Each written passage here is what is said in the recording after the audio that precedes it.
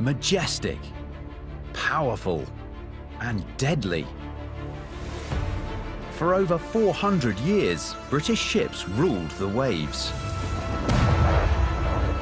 These magnificent vessels have shaped the fortunes of our nation. I'm Rob Bell, and in this series I'll be exploring 6 of Britain's greatest ships. In this episode, I step on board a ship that changed the world, the SS Great Britain. A ship that outclassed all the competition. She was bigger, she was longer, she was high-tech. But her history was anything but plain sailing. In rough seas, high winds, it was nigh on suicidal. She would weather a series of maritime disasters. There were leaks everywhere. The crew basically refused to go any further. Lose the trust of her passengers. It was a complete and total public relations disaster. And experience an unlikely resurrection. My father was that bonkers guy who thought he could bring a ship back.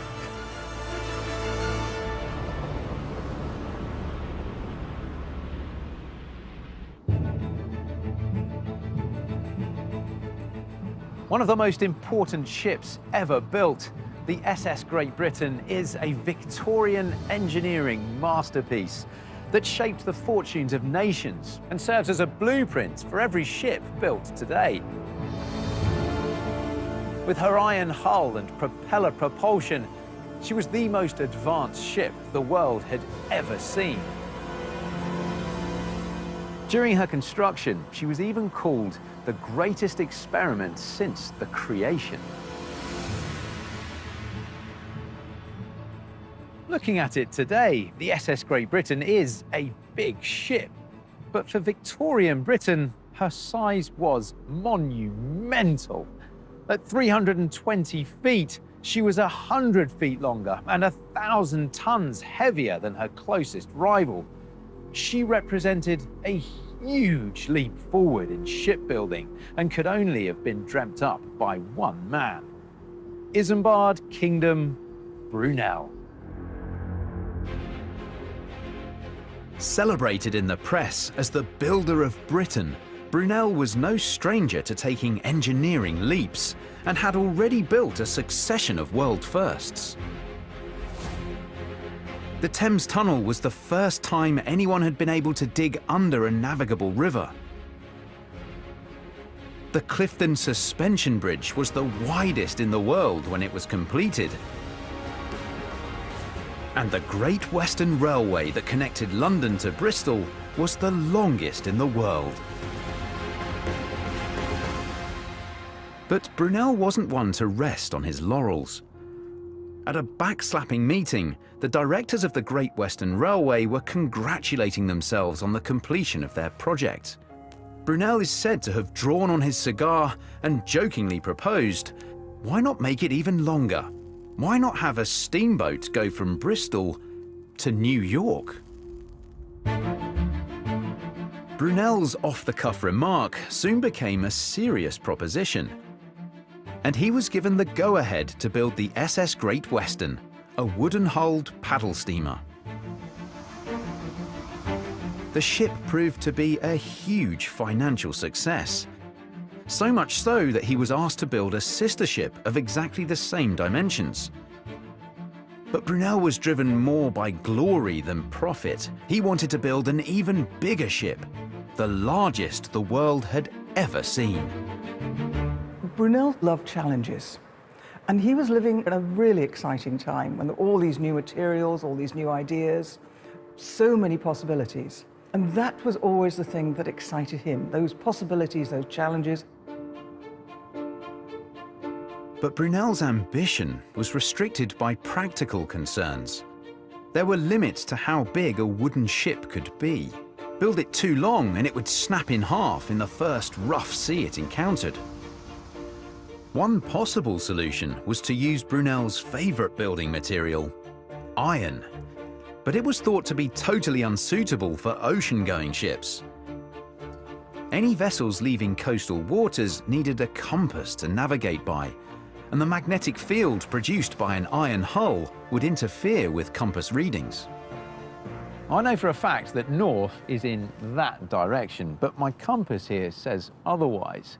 The needle's been thrown off by the thousands of tons of magnetic iron in the hull that surrounds me. A huge delivery of African oak was on its way to Bristol for the construction of the new ship's hull.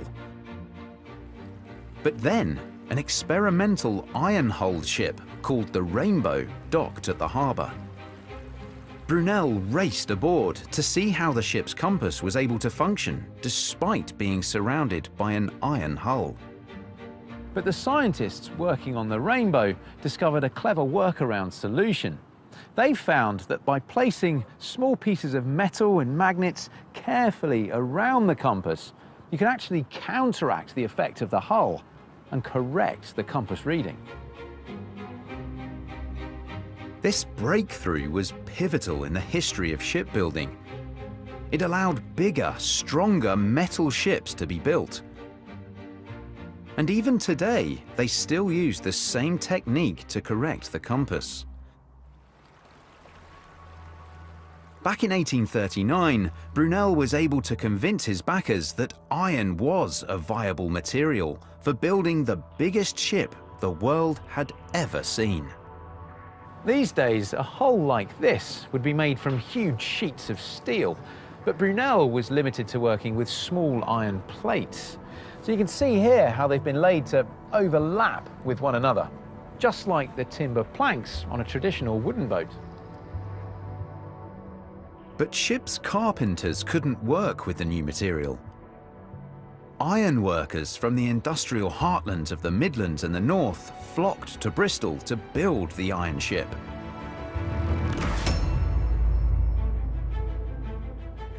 Work took place right here in the same dry dock where she sits today. Brunel's ambition grew, and soon the hull of his new ship had expanded to twice the size of the Great Western.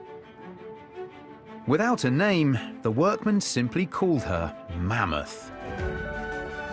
After 2 years, Brunel's monumental ship was almost complete. Then, at the last minute, Brunel had another radical idea. But it was one that would threaten the entire project.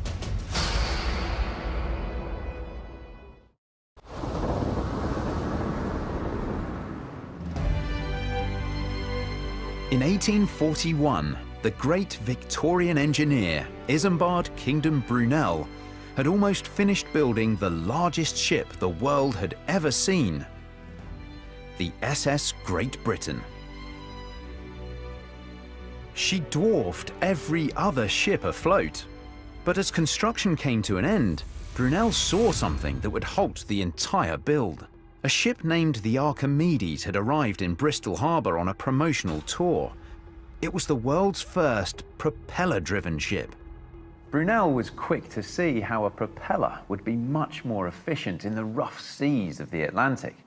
On a paddle steamer, the rough seas and big waves can roll the ship from side to side, lifting the paddles clear out of the water, effectively rendering them useless. But on a propeller-powered ship, the propeller remains in the water, no matter how big the roll, continuously driving the ship forwards. Brunel insisted that his ship needed to be propeller-powered. Brunel may have been convinced, but he needed a way to prove to his backers and the world that propellers were the future of steamships. Always one for doing things on a grand scale, Brunel organised the biggest engineering experiment the world had ever seen. The most famous test was when HMS Rattler and HMS Elector were tied stern to stern. They had identical engineering equipment, identical engines, and the ship with the screw pulled the paddled steamer backwards, which demonstrated pretty dramatically that the screw propeller was the best way forward. In fact, the propeller that Brunel built for this experiment was so well designed that the propellers used on ships today are only 5% more efficient. Even so, his cautious backers wouldn't accept a fully propeller-driven ship. They insisted that the SS Great Britain should have sails as well to keep fuel costs down.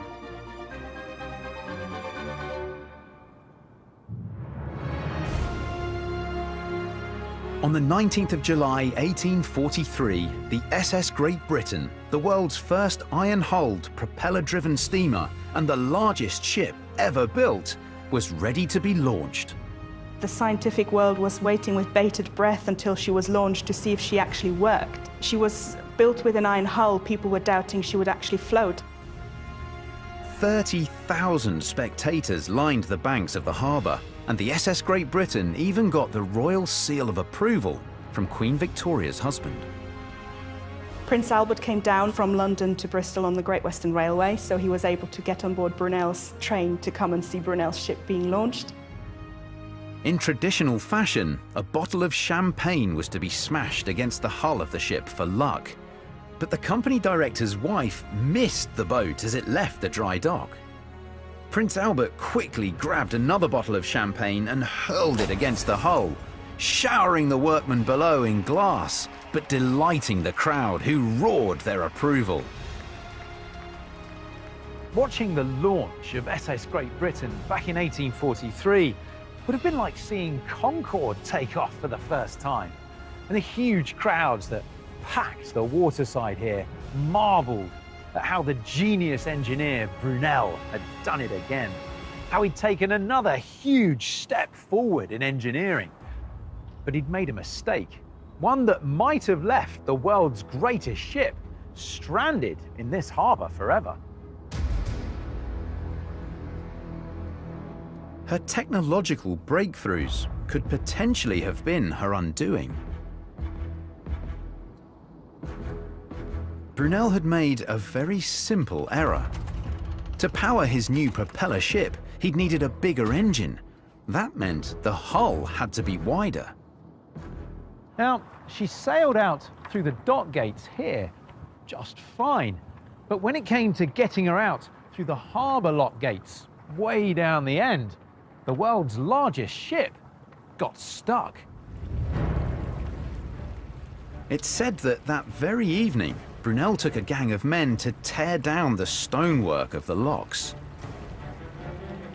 The SS Great Britain was quickly towed through and down to the Severn Estuary, where her boilers were lit for the first time.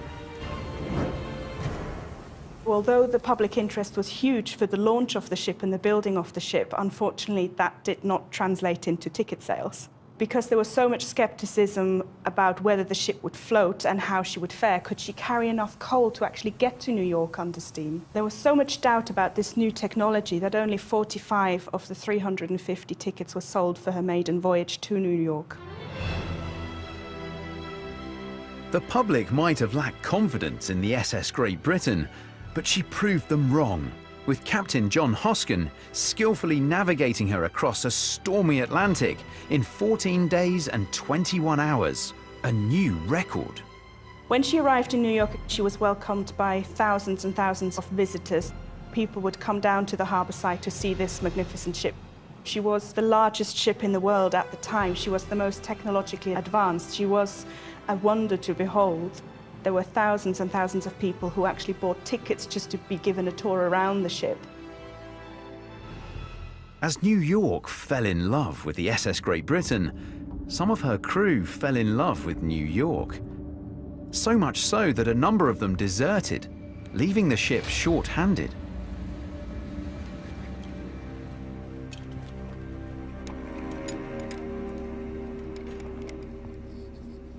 Captain Hoskin had no option but to set sail on his return journey home from New York with a skeleton crew. And in the middle of the Atlantic, as the ship faced brutal weather conditions, the lack of men would prove disastrous.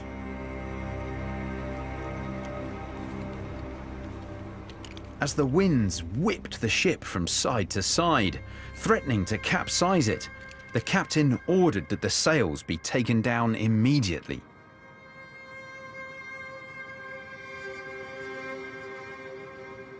Taking in the topsail was a dangerous, labour-intensive job at the best of times, but in rough seas, high winds, and with a lack of crew, It was nigh on suicidal. And as the sailors battled with the halyard, a rope that fixes the mainsail, powerful winds took hold of the sail, snapping the topsail mast like a twig, seriously injuring 2 men. The sailors were rushed to the ship's surgeon, where one had to have his arm amputated.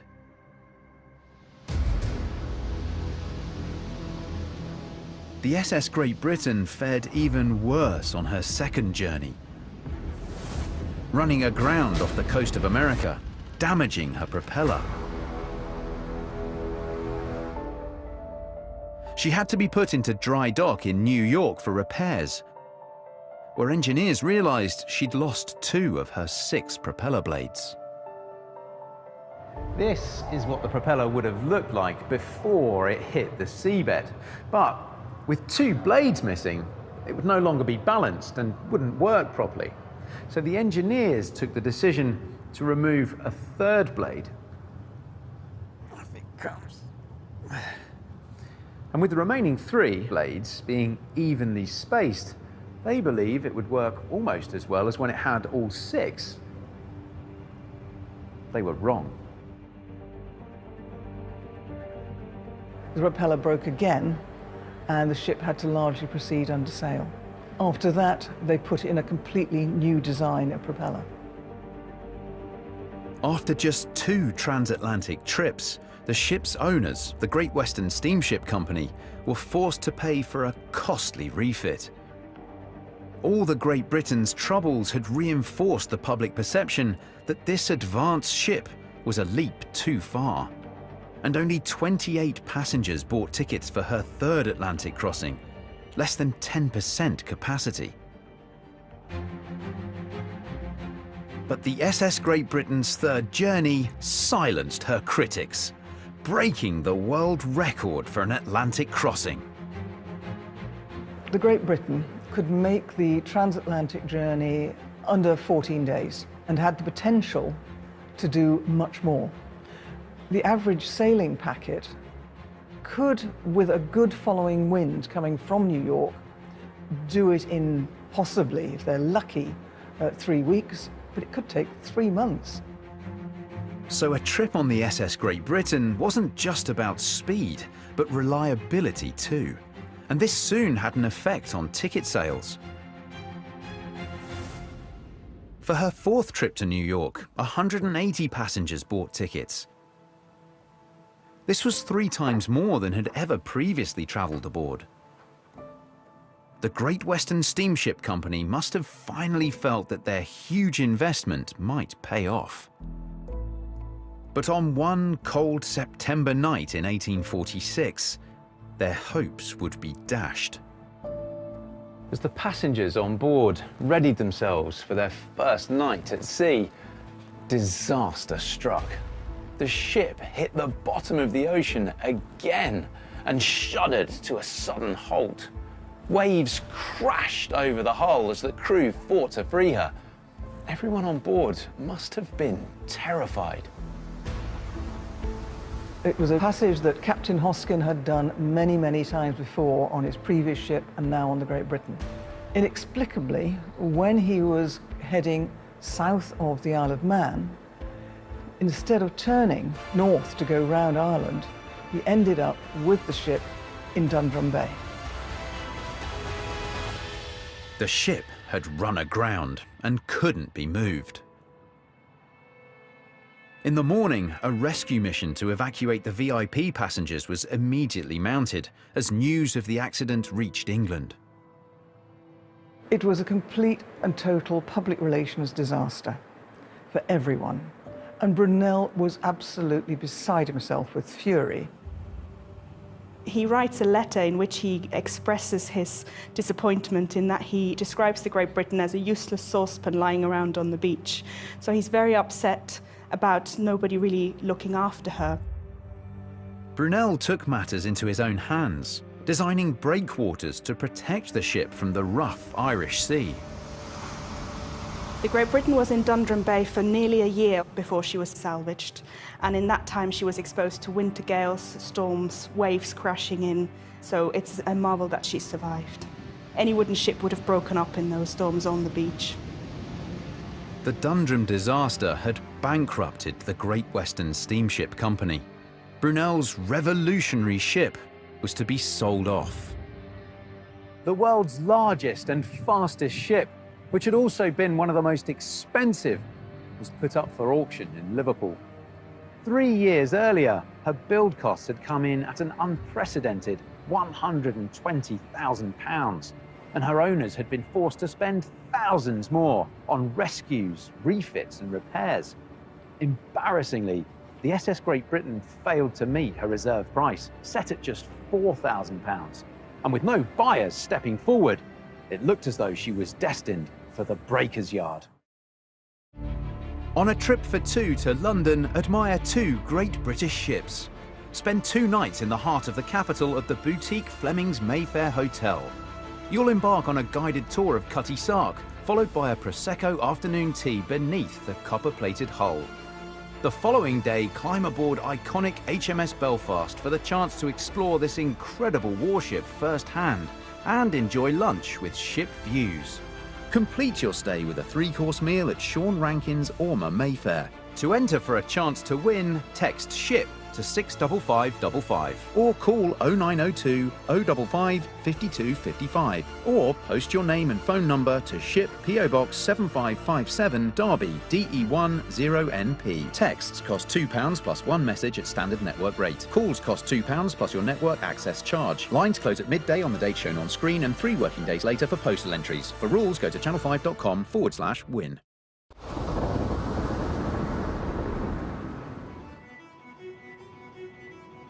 When the SS Great Britain was built, she was a titan of Victorian engineering. The world's first ironclad passenger steamship could carry 250 passengers across the Atlantic in just 13 days.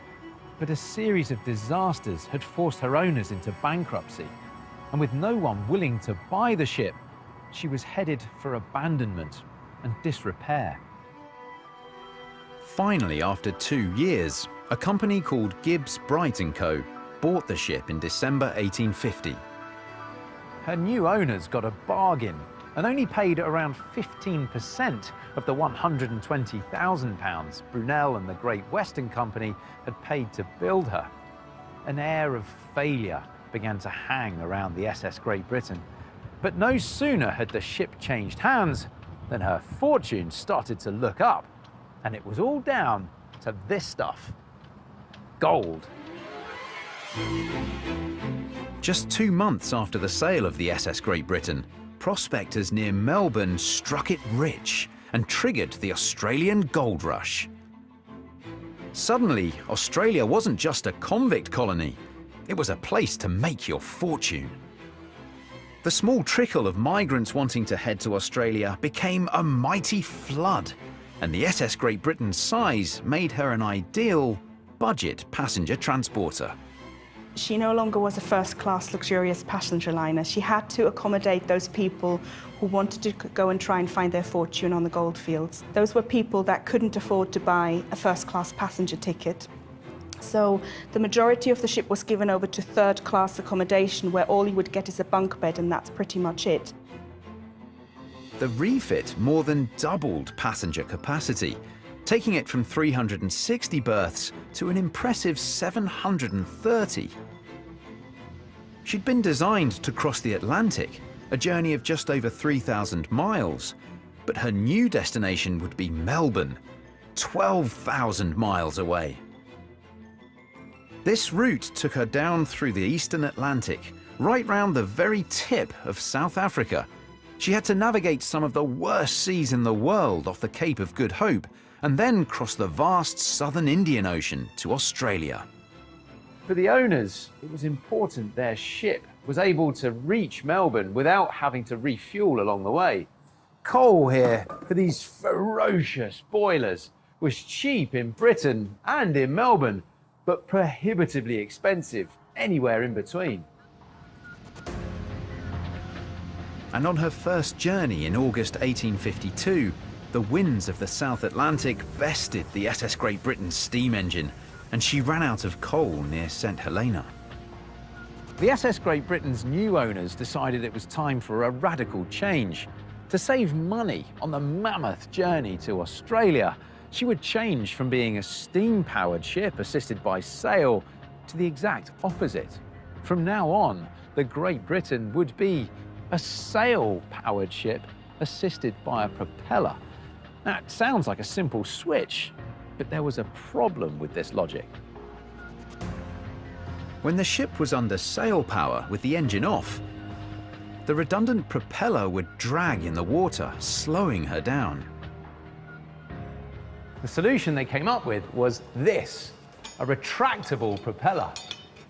And mounted on this cradle, it could be lifted clear out of the water on a winch system like this when the ship was under sail. Now, this significantly reduced the drag of the ship through the water, allowing them to power down the engines, saving precious coal.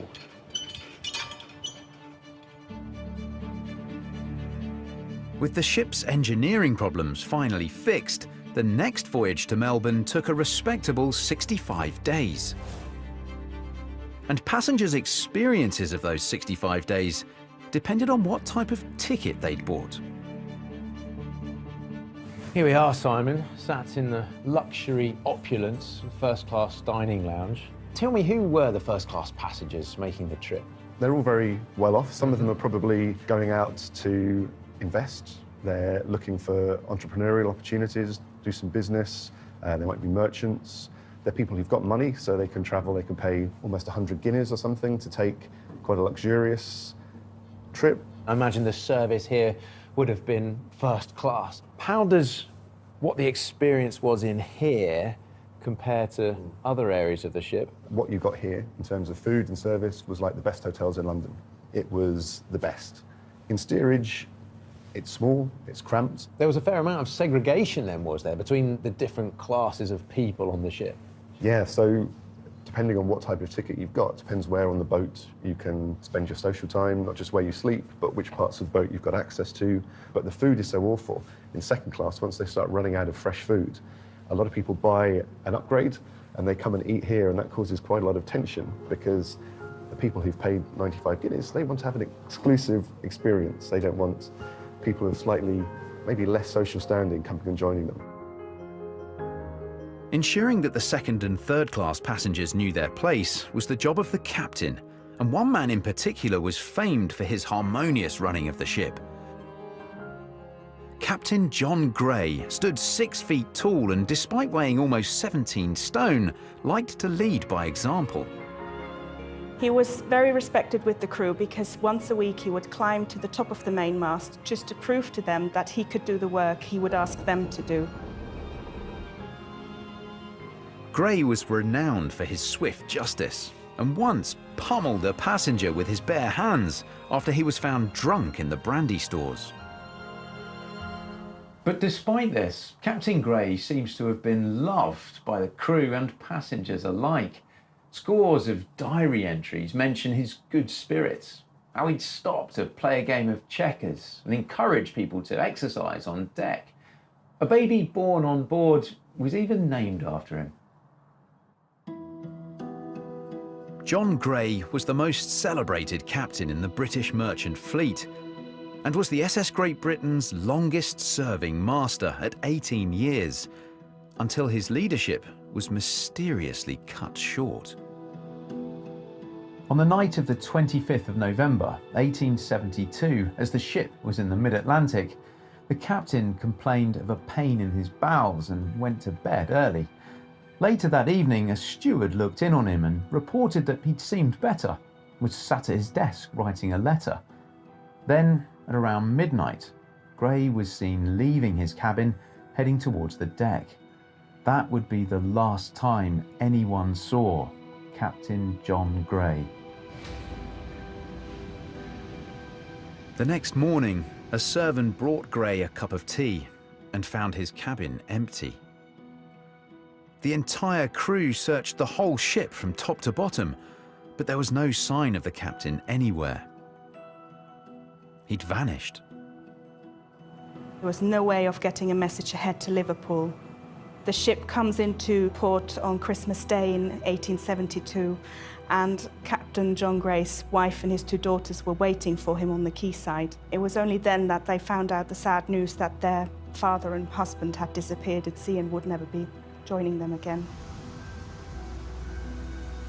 Captain John Gray's body was never found, and the circumstances in which he vanished have never been explained. Despite the loss of Captain Gray, the SS Great Britain continued to thrive. During her years as a migrant transport ship, she made her owners a fortune, carrying a total of 15,000 passengers to new lives in Australia. This ship played an integral role in forging the Australian nation. Today, it's claimed that an incredible 250,000 Australians are direct descendants of migrants who travelled aboard the SS Great Britain. But after 25 years, passenger numbers dwindled, and the SS Great Britain began a slow decline. She was no longer the biggest ship afloat.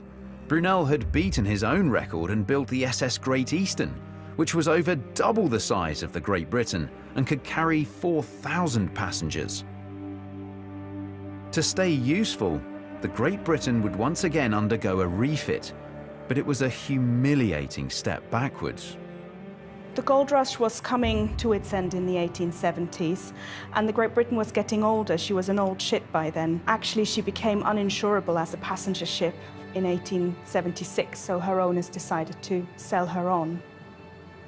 Her new owners converted her to a sailing ship, so she was completely stripped of her luxurious fittings inside. She was stripped of her engines and converted to a big sailing ship to carry cargo. Her first voyage as a coal-carrying cargo ship led to more embarrassment. Powered by sail only, the ship that was once the fastest in the world took a shameful 6 months to reach San Francisco. But it wasn't all bad news. Because of her size, she could carry so much cargo that she was actually hugely profitable as a sailing ship.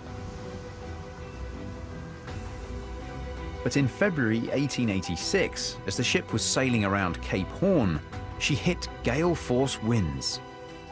The crew reported to Captain Henry Stapp that the coal was shifting in the hold, making the ship dangerously unstable. They pleaded with him to seek shelter on the Falkland Islands. He refused to listen, until the gale ripped off the front topmast.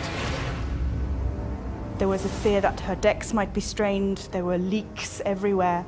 So the crew basically refused to go any further and said, "We have to turn back." So the captain relented and put into the Falkland Islands. But the ship was now almost impossible to steer and ran aground twice, seriously damaging her hull before limping into port. From there, telegrams were sent to her owners, who then decided it was too expensive to repair her and she would just be sold off as an insurance loss. In 1886, the SS Great Britain was bought by the Falklands Corporation for £2,000 and used as a floating fuel store. From the hull up, this entire space would have been piled full of coal. But after almost 50 years in this rather demeaning role, her usefulness had run out. They punched holes in the sides of the hull and scuttled her on the ocean floor in Sparrow Cove, where she was left to the elements.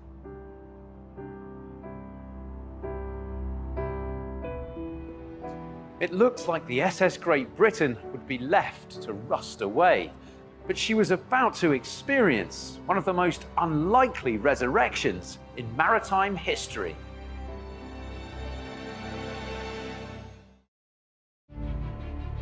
Explore 2 ships from this series, visiting both Cutty Sark and HMS Belfast during a 2-night trip for 2 to London. You'll stay at Fleming's Mayfair and be treated to a dinner at their fine dining restaurant Orma. To enter for a chance to win, text SHIP to 65555 or call 0902 055 5255 or post your name and phone number to SHIP PO Box 7557 Derby DE1 0NP. For rules, go to channel5.com/win.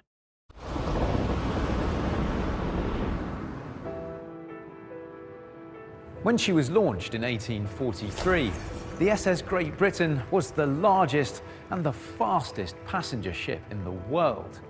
But after nearly a century at sea, her fortunes had dramatically changed. The world's first iron-hulled, propeller-driven ship had been left to rust in a cove off the Falkland Islands. And over the next 30 years, the islanders got used to the rusting hulk that had been left to rot away in Sparrow Cove.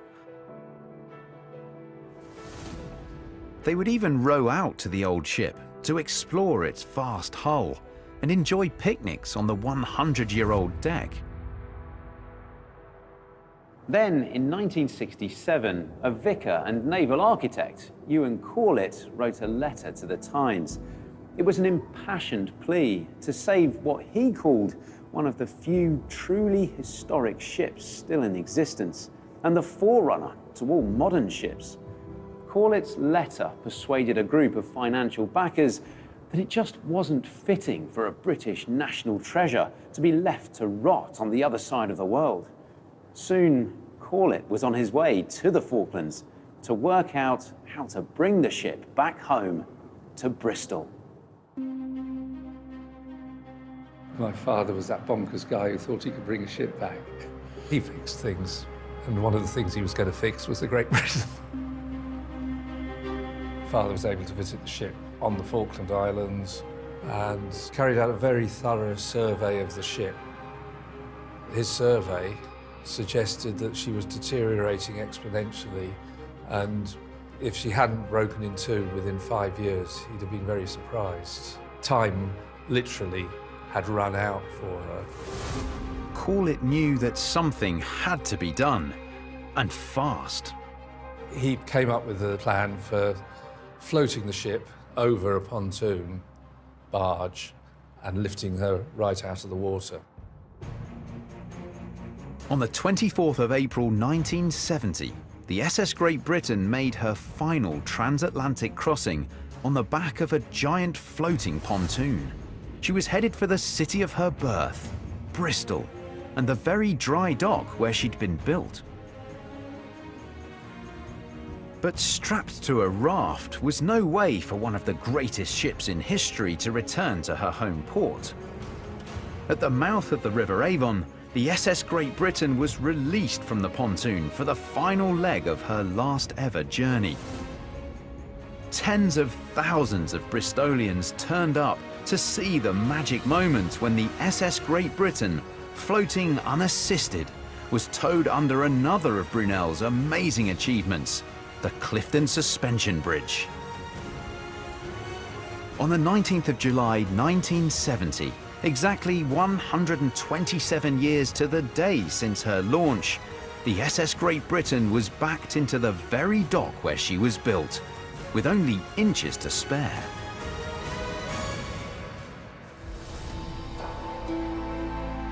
The conservationists that had fought to bring the ship home could now get to work on putting her back together. And just like at her launch, the SS Great Britain would receive the Royal Seal of Approval from the Queen's husband, with a visit from Prince Philip during the renovations. But even after her rescue and restoration, the ship's problems were far from over.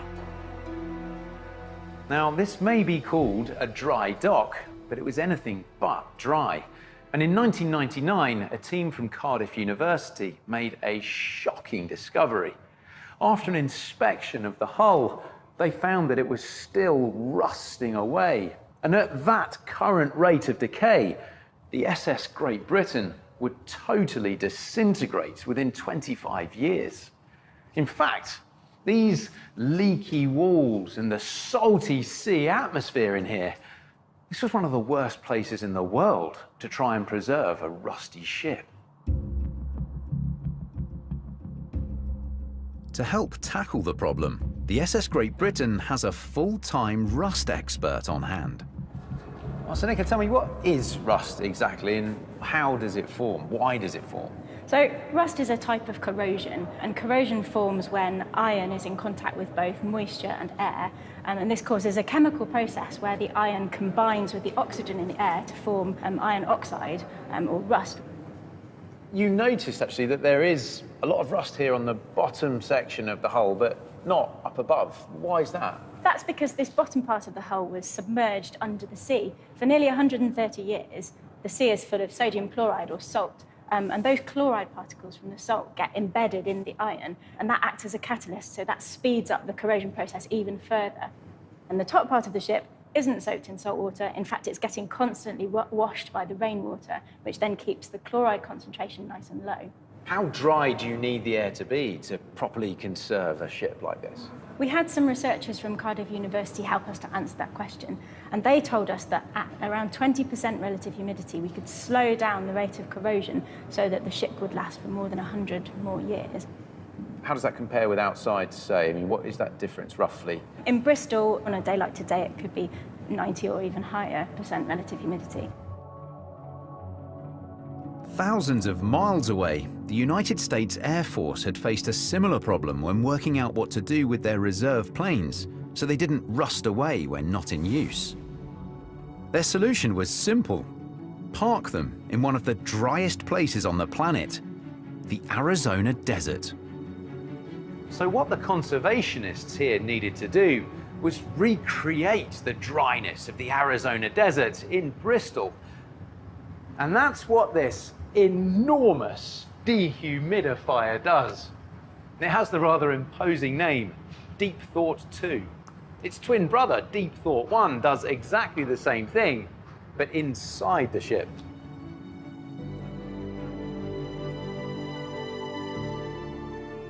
All of these ducts along the length of the hull, continuously blowing out this warm and very, very dry air. You can feel it sucking the moisture out of you. And the glass plates that surround the ship create the roof for this giant dehumidification chamber. The glass ceiling on the dock here not only helps regulate the humidity, it also gives this quite strange sensation that you're underneath the water alongside the hull of the ship. An engineering solution worthy of Brunel himself, set to preserve the ship for generations to come. Last year, 300,000 visitors travelled from all over the globe to marvel at this incredible engineering achievement of the Victorian age. Referred to as the grandmother of all modern ships, Brunel's leap forward in shipbuilding transformed not only maritime transport, but the world. Every working ship, from cruise liners to oil tankers and aircraft carriers, used the blueprint drawn up by Brunel of a metal hull and a propeller. And she continues to inspire a new generation of engineers. I was sitting outside here having my lunch, and a school party of about 14 7 or 8-year-olds came out. I think my father would have really loved that, because maybe one of them, I'm getting all choked up, maybe one of them would have become an engineer.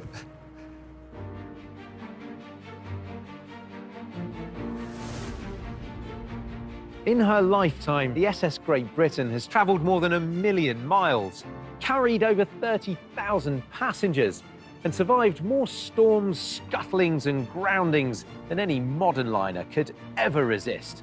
And for me, this ship's true legacy is her endurance. She's been a first-class transatlantic steamship, a wind-powered coal barge, and left to rot in the rough South Atlantic seas for decades. And yet, 175 years after she was launched, she still stands strong.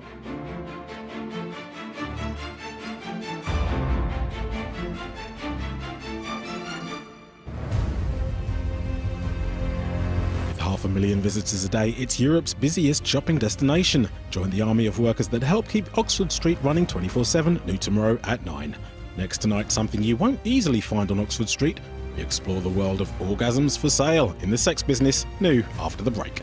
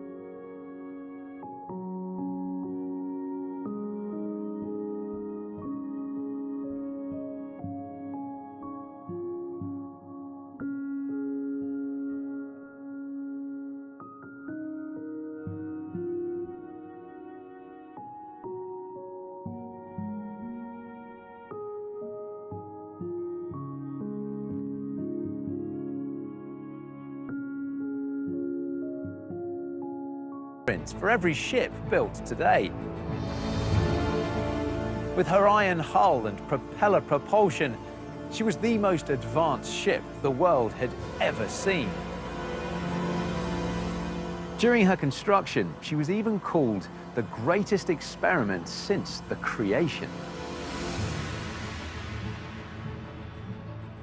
Looking at it today, the SS Great Britain is a big ship.